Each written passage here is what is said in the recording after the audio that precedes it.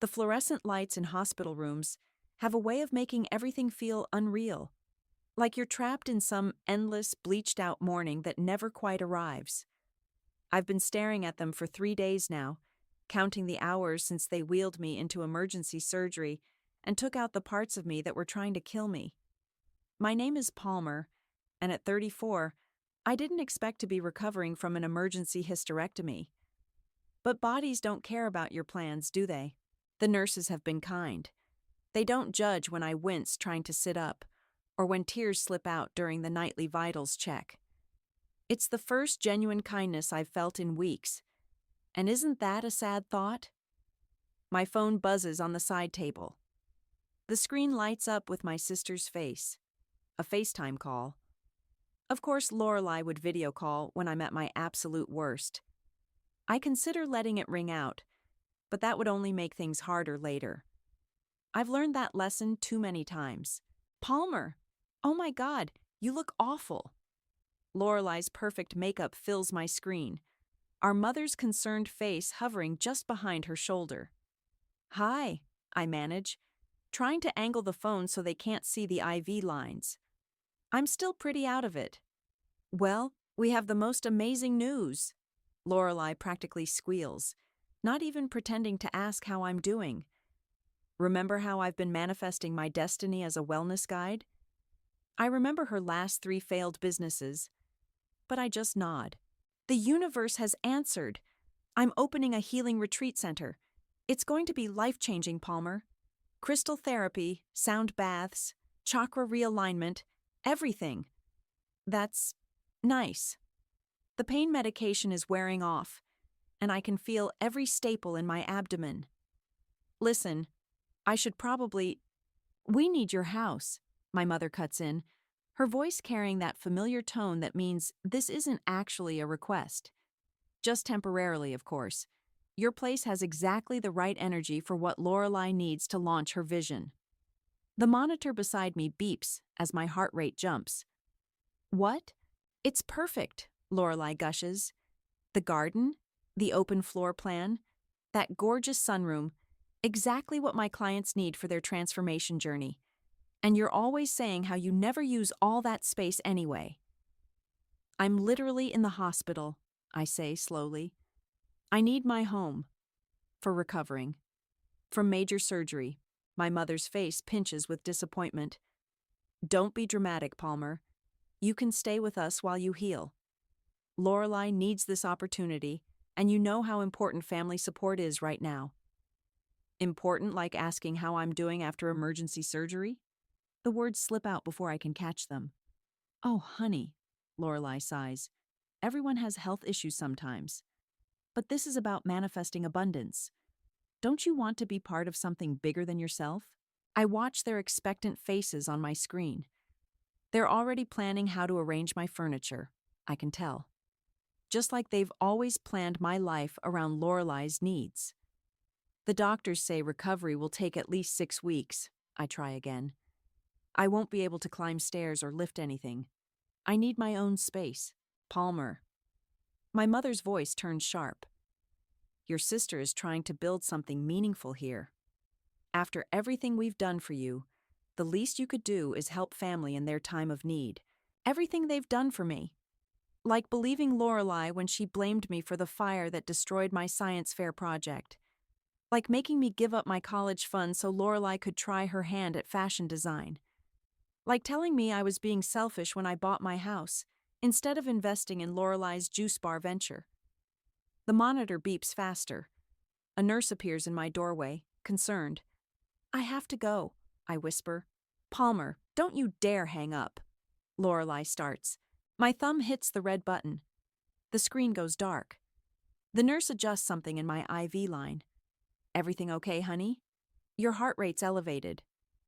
I stare at my phone as messages start flooding in. All caps demands from Lorelai. Guilt-heavy texts from my mother. My hands are shaking, but not from fear anymore. Actually, I say, could you help me make a call? I need to talk to my lawyer. The nurse raises an eyebrow but hands me the phone. As I dial Marcus's number, a strange calm settles over me. It feels like clarity, like finally waking up from a very long sleep. I'm done being the reasonable one. I'm done being the backup plan. I'm just done. The line connects, and Marcus's familiar voice answers. Palmer, is everything all right? No, I tell him, watching another angry message pop up on my screen. But it's about to be. I need your help making some changes to my will. The memory hits me as Marcus spreads legal documents across my hospital tray table. I'm 11 years old again, standing in our garage while smoke curls from the remains of my science project. 6 months of work reduced to ash and melted plastic. Lorelei is crying, telling our mother how I must have left a lamp too close to the display board, how she tried to save it but couldn't, how sorry she is. I remember the smell of gasoline she forgot to wash off her hands. Palmer? Marcus's voice pulls me back. Are you sure you want to do this? I shift in the hospital bed, wincing. Show me everything. He pulls out a thick folder. I ran a property check. Lorelei's been busy. She's already advertising retreat bookings on Instagram using photos of your house. Tagged the location and everything. Of course she has. I grab my phone, finding Lorelei's profile. There it is. My sunroom, my garden, my kitchen. All tagged as Lotus Light Healing Center, coming soon. The post has hundreds of likes. She can't actually take your house, Marcus says, but she could make things difficult if she claims residency or gets mail delivered there. And given your current condition, they'd try to move in while I'm stuck here. The certainty of it makes my stomach clench. They've done it before, showing up with suitcases, assuming I'll cave. Marcus frowns. What do you mean? When Lorelei's juice bar failed, she just appeared at my door, said she needed a fresh start. Stayed 3 months before I finally got her out. I shake my head. But this is different. This time, they want everything. Then let's make sure they can't take it. Marcus pulls out a pen. First, we're updating your will to specifically exclude them from any claims to your property. Then we'll file a protective order based on attempted fraud. Those social media posts are evidence enough. A nurse pokes her head in. Sorry to interrupt, but there's someone here to see you, Palmer. A young woman named Yasmin. She's from the support group down in Ward C. I met Yasmin 2 days ago during physical therapy. She's recovering too, but from different wounds. We talked about people who take without asking, about family that isn't family at all. Can you give me 5 minutes? I ask the nurse. We're almost done here. Marcus watches the nurse leave. You're making friends? Maybe something better. I pick up my phone again, this time pulling up a different website. What do you know about domestic violence shelter sponsorship programs? His eyebrows rise as I explain my idea. When I finish, he's actually smiling. That's not what I expected. Everyone expects me to just give and give. To be reasonable? I start signing the papers he's prepared. Maybe it's time to be reasonable with someone who actually deserves it. My phone buzzes. A text from my mother. Lorelei's already paid the deposit for her first retreat group. Don't ruin this for her. Then another. We're coming by tomorrow to measure the rooms. Don't be difficult. Marcus reads over my shoulder. Want me to be there when they show up? No, I say, signing the final document. I want you to make sure they can't get in at all. Change the locks. Today. And if they make a scene, I think about that gasoline smell. About college funds and guilt trips, and all the times I swallowed my truth to keep the peace. Then they can make it from the sidewalk. I'm done setting myself on fire to keep Lorelei warm. Marcus gathers the papers, tucking them safely in his briefcase. I'll take care of everything. Just focus on healing. After he leaves, I open my laptop and start typing an email to the shelter program. My hands are steady now. Outside my window, the sun is finally breaking through the morning haze, turning everything sharp and clear. My phone buzzes again. This time it's an Instagram notification. Lorelei's posted another photo of my house. The caption reads, "Can't wait to transform this space into something meaningful. Sometimes the universe gives you exactly what you need." Blessed Chakra Family Support, Manifestation. I click the link and report the post for false information. Then I block her account, and my mother's, and every flying monkey relative who might try to guilt me back into line. The nurse returns with Yasmin, who hovers uncertainly in the doorway. Her eyes are kind but cautious, like someone used to checking all the exits in a room. "Is this a bad time?" she asks. I close my laptop and smile. "Actually, it's perfect timing. I wanted to talk to you about what happens after we both get out of here. Sometimes the universe does give you exactly what you need, just not in the way your sister expects." 2 weeks after surgery, I'm finally heading home. Marcus pulls up to the hospital entrance in his sensible sedan, Yasmin already in the back seat. The nurse helps me into the front, handing over a stack of care instructions and medication schedules. "Remember," she says, "no lifting anything heavier than a coffee mug for at least 4 more weeks." I nod, trying not to wince as I settle into the seat. Yasmin leans forward. "I've got the grocery shopping covered, and I can handle the laundry too." The arrangement is official now. Yasmin will stay in my guest room for 3 months while she gets back on her feet. The shelter program vetted everything, made it all legal and safe. It feels right in a way I can't quite explain. "Your sister left another voicemail," Marcus says as we drive. "Something about deposits being non-refundable." "Play it," I say. Might as well know what we're dealing with. Lorelei's voice fills the car, that familiar mix of sugar and steel. "Palmer, this is ridiculous. I have 12 clients who've paid in full. Do you know how much manifestation work it took to get them to commit? You're literally destroying my dreams right now." Mom's beside herself. "Just call us back and we can work something out." Yasmin makes a small sound in the back seat. She sounds exactly like my ex when I first left. All about what he needed, what I was ruining for him. "Funny how that works," I say, watching familiar streets pass by. They never mention what they're ruining for us. We turn onto my street and I sit up straighter. My house looks exactly the same. The blue door I painted myself, the climbing roses just starting to bloom. But something's different. I am. Marcus helps me up the front steps while Yasmin carries my bag. The new keys work smoothly in the new locks. Inside, everything is clean and organized. Marcus's team took care of that while I was away. But there's something else, too. "I hope you don't mind," Yasmin says quietly. "I came by yesterday and did some arranging, just to make things easier while you recover." The living room has been subtly transformed. A comfortable recliner sits at the perfect angle to catch the morning light, with a small table beside it holding everything I might need within easy reach.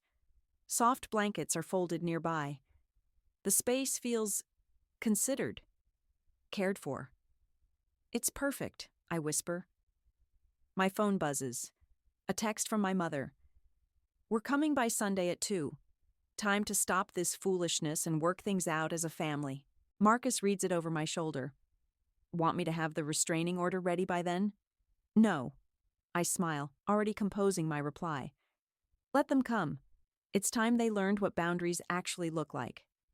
Yasmin starts unpacking groceries in the kitchen. "I got everything on the post-surgery diet list, and I make a pretty good soup, if you're interested." The normalcy of it all, the quiet sounds of someone moving carefully through my space, respecting its borders, makes my throat tight. How strange that a near stranger can offer what family never could. "I'd like that," I say. Then to Marcus, "Will you stay for dinner?" He checks his watch. I should get back to the office. But first, he pulls out his phone, showing me a series of screenshots.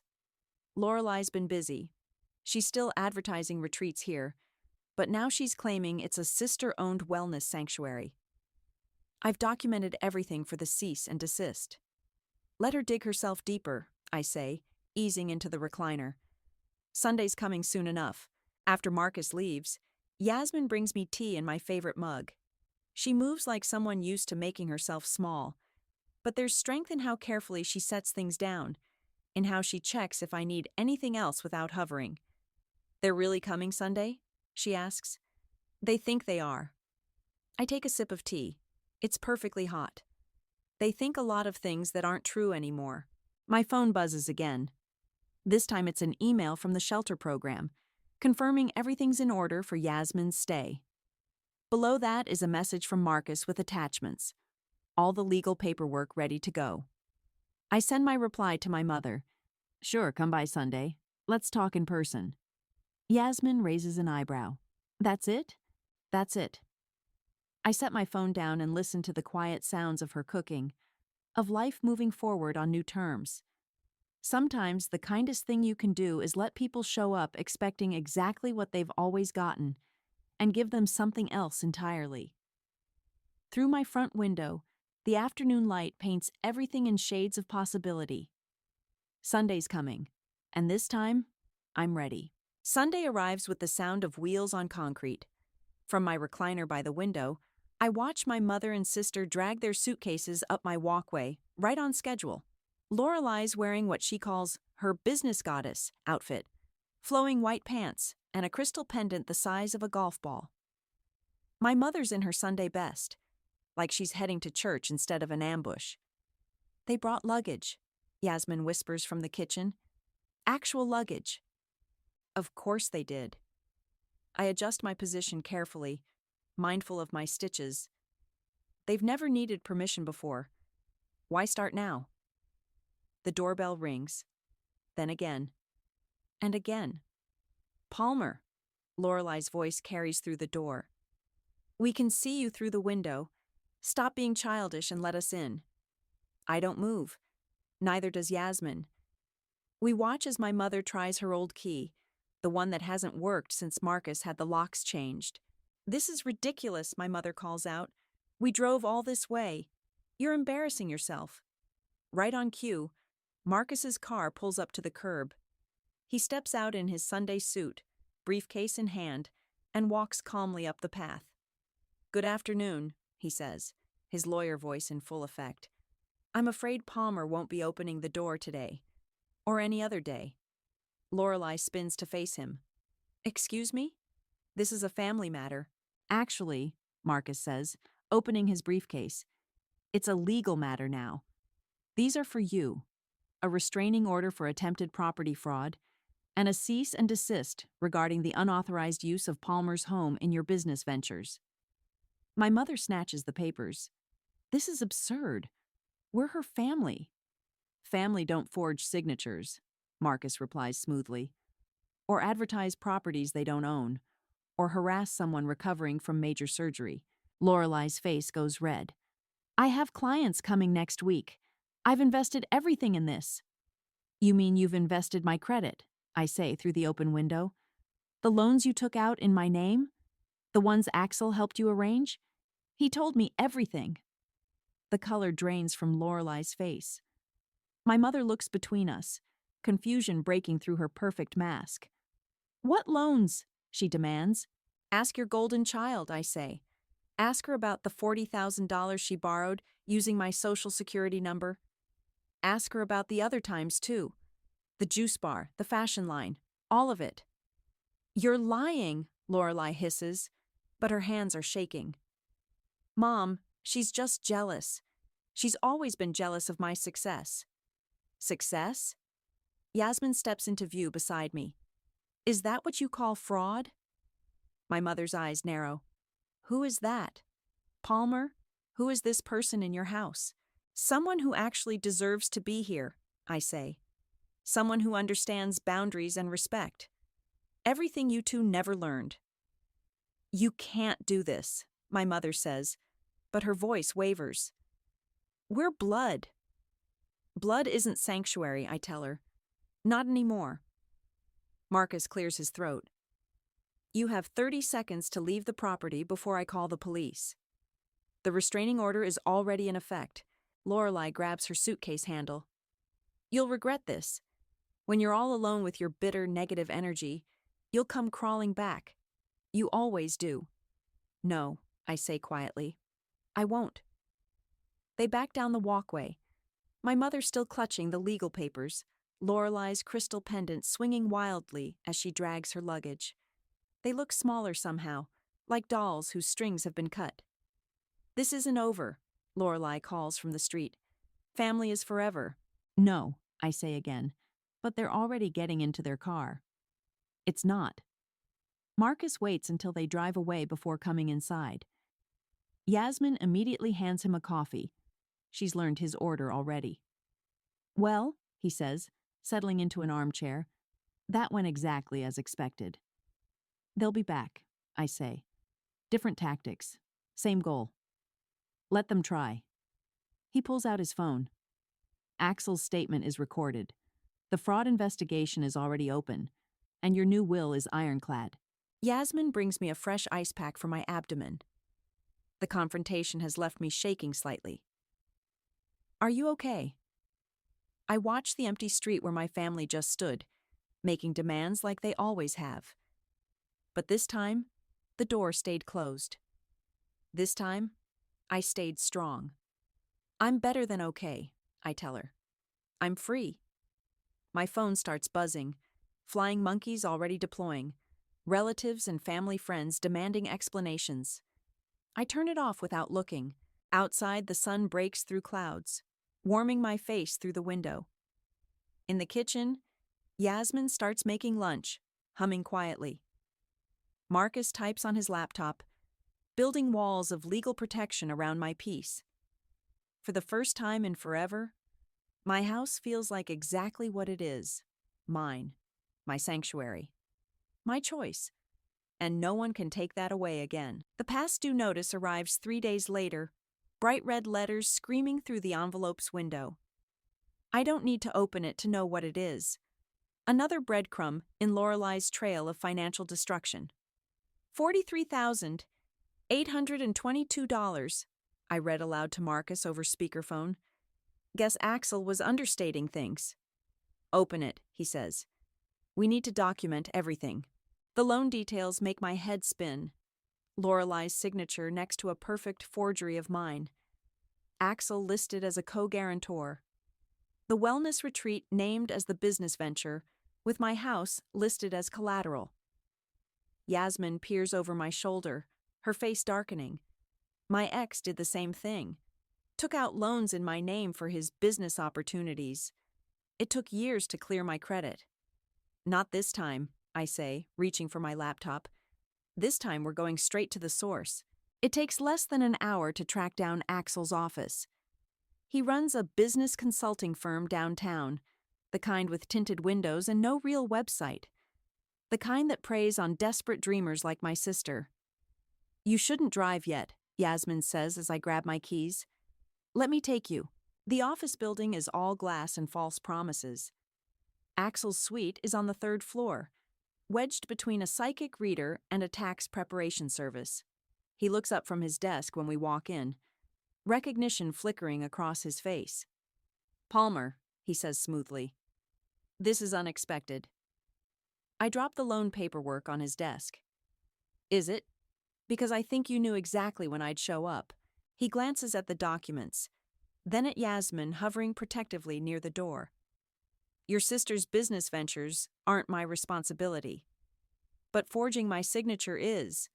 I pull out my phone, setting it to record. Want to tell me again how you helped Lorelei secure those loans? The ones she swore were just temporary? His smile slips. I don't know what you're talking about. No? I slide my phone closer. Because last week you told me everything. About how Lorelei needed quick cash.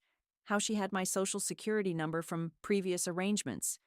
Remember that conversation? You recorded me? His face flushes. That's illegal. Actually, Yasmin steps forward. In this state, only one party needs to know about a recording. I learned that dealing with my own fraud case.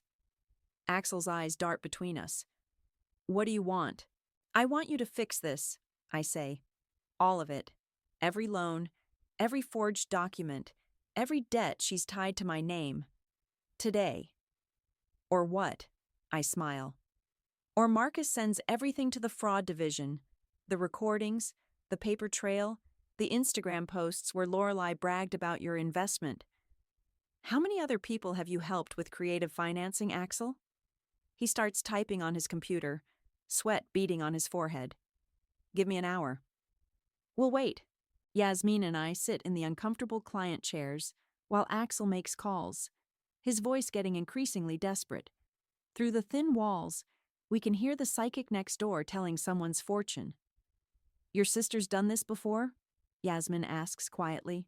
The juice bar was the first time. Then the fashion line. She always had an excuse. The paperwork was confusing. She thought she had permission. It was just temporary. I watch Axel squirm.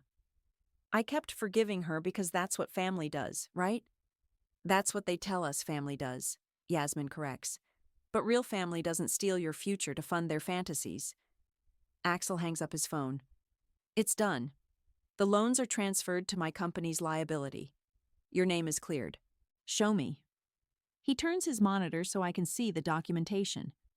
Everything in writing, everything legal. My phone keeps recording. If I find out you've done this to anyone else, I say, standing carefully, this recording goes public. Understand? He nods, defeated. Outside, the afternoon sun makes everything look too bright, too sharp. Yasmin helps me back to the car, steady as always. Want to grab coffee? She asks. Celebrate a win? My phone buzzes. A text from Lorelai. How dare you threaten Axel? You've ruined everything. Then from my mother. Why do you insist on punishing your sister? She was only trying to build something beautiful. I turn off my phone and look at Yasmin. Actually, let's get ice cream. I think we both deserve something sweet after dealing with something so bitter. As we drive away, I catch a glimpse of Axel through his office window, already talking to someone new, probably spinning fresh promises. But his web doesn't hold me anymore. Sometimes the strongest thing you can do is stop catching someone when they fall. Sometimes you have to let them face the consequences of their own choices. And sometimes you need ice cream to celebrate that truth. The knock comes at midnight, soft but insistent. Through the peephole, I see my mother standing alone on the porch, mascara tracking down her cheeks. No Lorelai in sight. Should I call Marcus? Yasmin whispers from the hallway. I shake my head. No, it's time. When I open the door, my mother doesn't rush in like I expected. She stands there, looking smaller than I've ever seen her. Palmer, please. Just talk to me. 5 minutes, I say, stepping aside. That's all you get. She perches on the edge of my couch like a bird ready to flee. Her eyes dart to Yasmin, who's quietly making tea in the kitchen.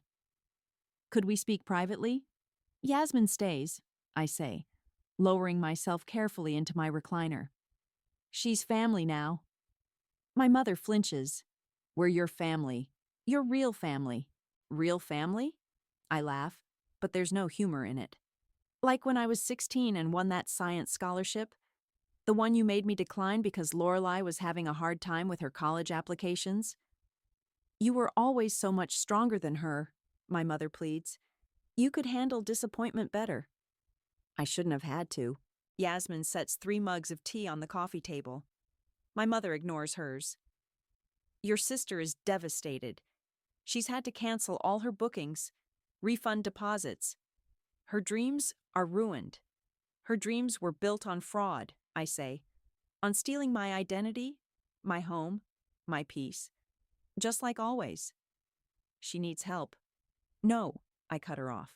She needs consequences, and you need to stop enabling her. My mother's face crumples. I don't know how to fix this. There's nothing to fix. I reach for the envelope I've had ready for days. But there is something you need to sign. She opens it with trembling hands. Her eyes widen as she reads. Emancipation papers? You're legally disconnecting from us? Marcus drew them up last week. Once you sign, I'm no longer legally your daughter. No more claims on my property, my finances, or my life. This is extreme, she whispers. You're being dramatic. Just like when, just like when I was 12 and Lorelai set my science project on fire? The memory burns fresh. When she cried and said it was my fault, and you believed her even though you could smell the gasoline? My mother goes very still. How did you know about the gasoline? I had to wash her hands 3 times to get the smell off, I say quietly. While you were comforting her, I was cleaning up her mess. Like always.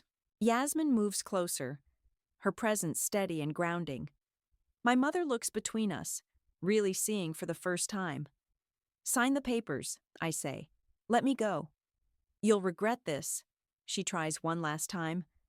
When you're older, when you need family. I have family, I gesture to Yasmin. Real family. The kind that builds you up instead of burning you down. My mother picks up the pen with shaking fingers. Each signature feels like a key turning, unlocking chains I've carried so long I forgot their weight. When it's done, she stands. What do I tell Lorelai? Tell her whatever you want. I won't be there to hear it. She pauses at the door, her hand on the frame. I did love you, Palmer. In my way. I know, I say. Your way just wasn't good enough. After she leaves, Yasmin sits with me in silence. The signed papers lie on the coffee table, official and final. Are you okay? She asks finally. I think about all the times I wasn't okay. All the dreams surrendered, all the boundaries crossed, all the lies swallowed to keep peace. I think about that 12-year-old girl scrubbing gasoline from her sister's hands, already learning that truth doesn't matter when love is conditional. I'm free, I say, and this time I really feel it. For the first time in my life, I'm actually free. My phone lights up with a text, not from my mother or Lorelai, but from Marcus. Papers filed first thing tomorrow. No taking it back after that. Good, I text back. Yasmin collects the untouched tea mugs. Wanna watch a movie?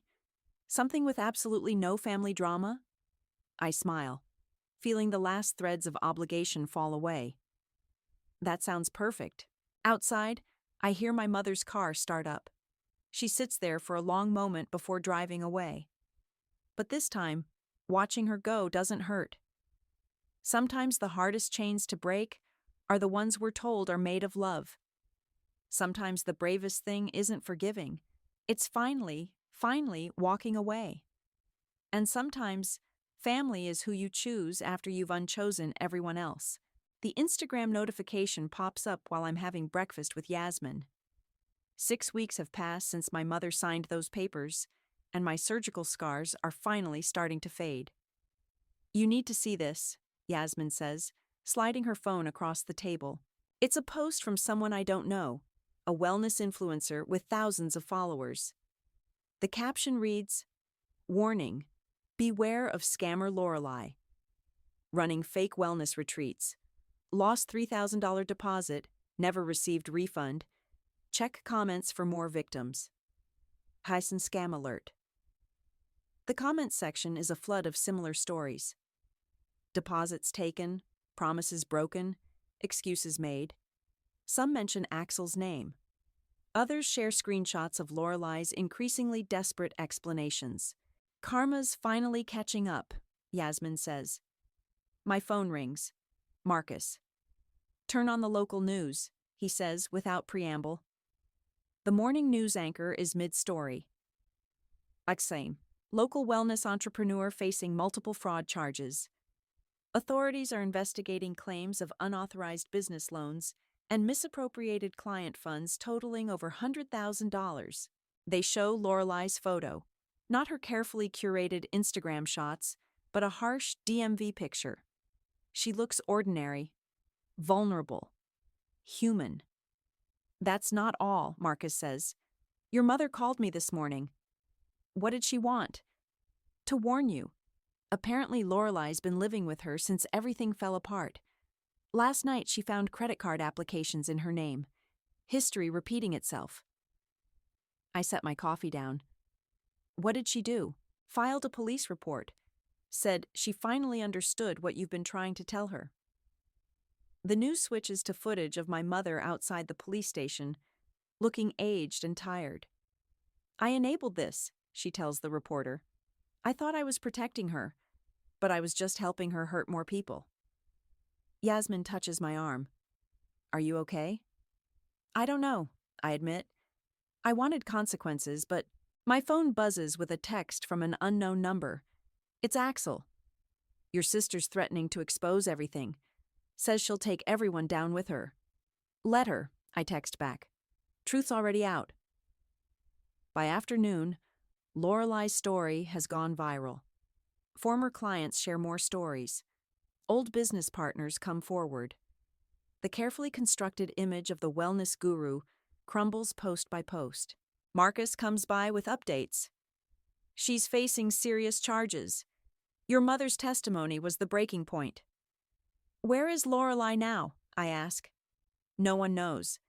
She cleared out her room at your mother's house last night. Left a note saying everyone betrayed her." Yasmin brings us tea. It's become her way of handling heavy moments. "Your mother must be devastated." "She made her choice," I say. "Finally made the right one." My doorbell rings. On the porch, we find a small box. Inside is my mother's old charm bracelet, the one she always promised would be mine when I was ready. A note reads, "You were always ready. I wasn't. I'm sorry." "What are you going to do with it?" Yasmin asks. I close the box. "Donate it. Like everything else they tried to bind me with." The news keeps updating throughout the day. More victims, more charges, more unraveling. By evening, Lorelai's wellness empire isn't just fallen. It's exposed as a house of cards built on others' trust and trauma. "Look," Yasmin points out her window.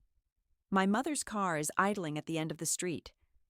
We watch as she sits there, clearly wrestling with the urge to come knock. But after a few minutes, she drives away. She's learning boundaries too, it seems. Marcus checks his watch. "Need anything else?" I shake my head. "Just make sure my mother's protected legally from whatever Lorelai might try next." "Already done."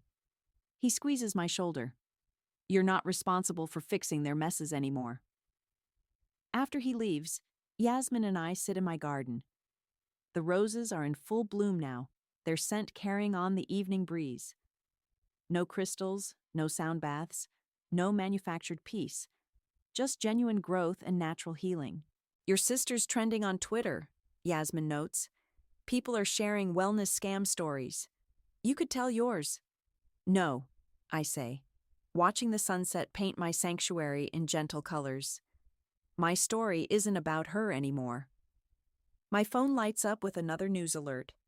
Wellness scammer's family speaks out. "We enabled this."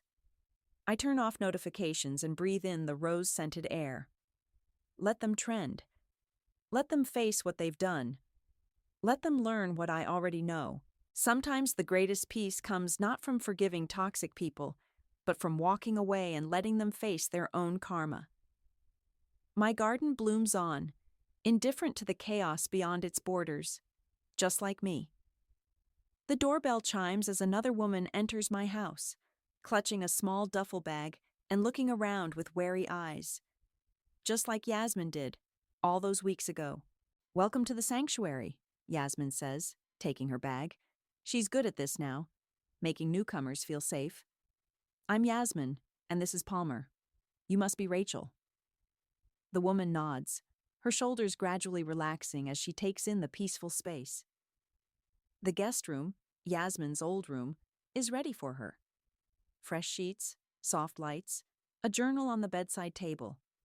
Everything a person needs to start rebuilding. "The shelter said you help people." Rachel pauses, searching for words. "People like me. People finding their strength," I finish for her. "Yes, we do."